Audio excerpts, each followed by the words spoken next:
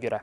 Şəhid övladları üçün təşkil edilən 5-ci Yaşad düşərgəsi davam edir. Layihənin ikinci həftəsi də artıq. Bugün də proqram maraqlı və rəngarəngdir. Hazırda uşaqlar üçün tamaşa təqdim olunur. Ətraflı məlumatları birbaşa bağlantıda əməkdaşımız Nuranə Tələt qızı çatdıracaq. Buyurun Nuranə, efirdəsiz təfərrüatları sizdən eşidək.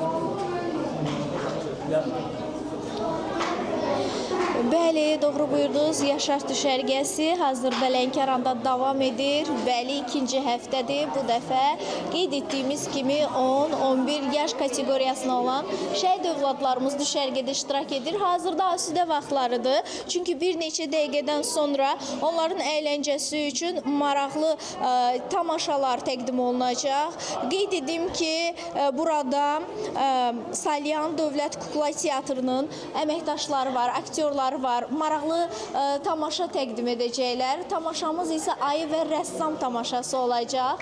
Hazırda isə dekorasiyalar qurulur, təlimlər keçirilir. Tamaşa müddətindəki könüllülərimiz və iştirakçılarımız, düşərgə iştirakçılarımız ilk olaraq ayı və rəssamın səhnəsi ilə tanış olurlar. Onlara məlumatlar verilir. Hər gün fərqli proqramlarla yay düşərgəsi maraqlı keçir.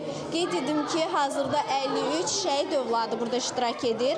Salyan Dövlət Kukla Teatrı isə bugünkü proqramı ilə bu saatlarda öz yeni tamaşası ilə iştirakçılarımızı sevindirəcək. Ayı və rəssam tamaşası olacaq.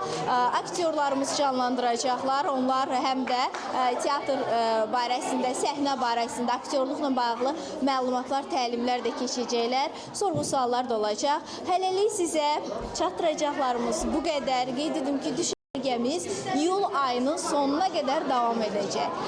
İndi isə sözü sizə studiya ötürürəm. Nuranə, təşəkkür edirəm sizə Lənkəranda keçirilən Yaşad düşərgəsindən çatdırdığınız ətraflı məlumatlara görə.